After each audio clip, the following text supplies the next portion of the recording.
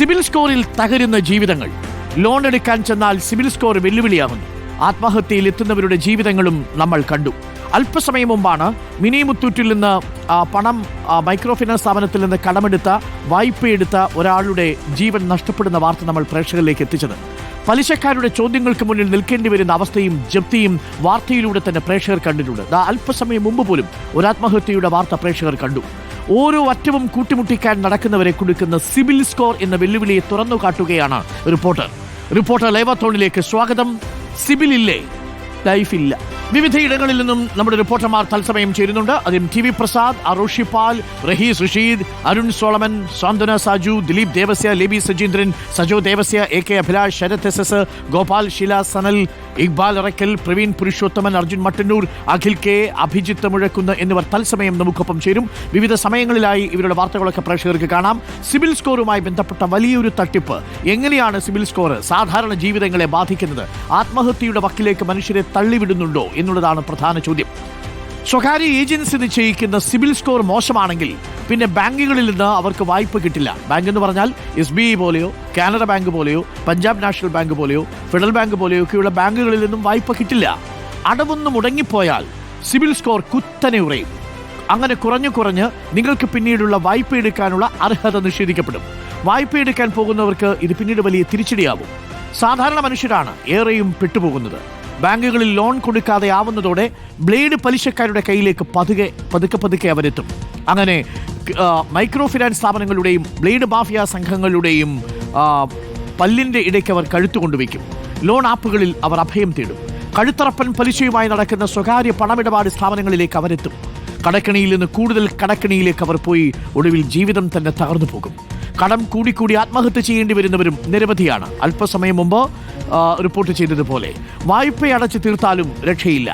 എപ്പോഴെങ്കിലും മുടങ്ങിയത് എല്ലാ കാലത്തും വില്ലനാകുന്നതും കാണാം.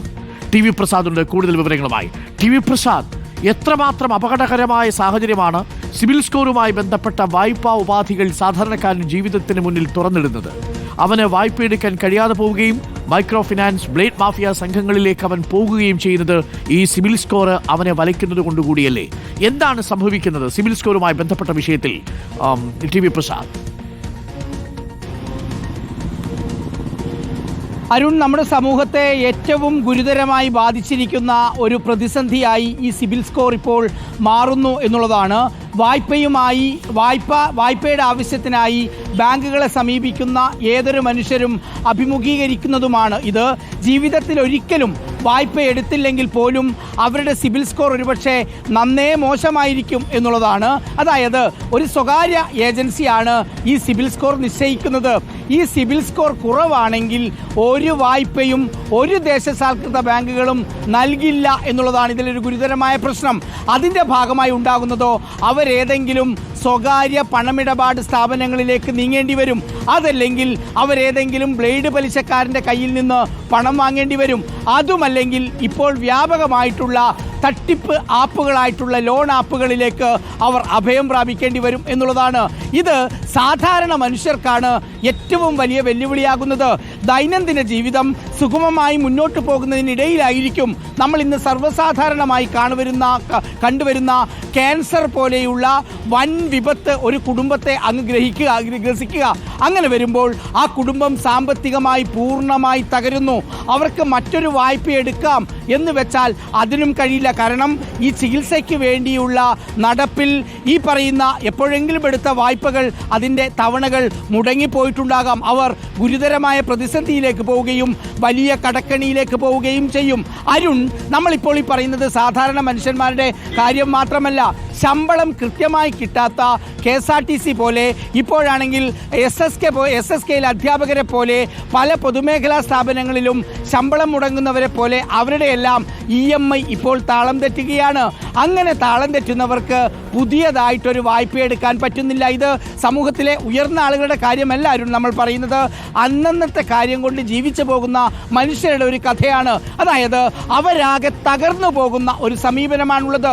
ഈ സിബിൽ സ്കോർ എന്നുള്ളത് വായ്പ ഏതെങ്കിലും ഒരു തവണ മുടങ്ങിയിട്ടുണ്ടെങ്കിൽ അതന്ന് പൂർണ്ണമായി അടച്ചു തീർത്തെങ്കിൽ നമ്മൾ രക്ഷപ്പെട്ടു എന്നൊരു പക്ഷെ നമ്മൾ കരുതും. പക്ഷെ പറ്റില്ല. സിബിൽ സ്കോർ അപ്പോഴും വില്ലനായി തുടരും. കുറഞ്ഞ സിബിൽ സ്കോർ ആ ആൾക്ക് ഉണ്ടാവുകയും അങ്ങനെ ലോൺ കിട്ടാതാവാത്ത ഒരു സ്ഥിതിയും ഉണ്ടാകും.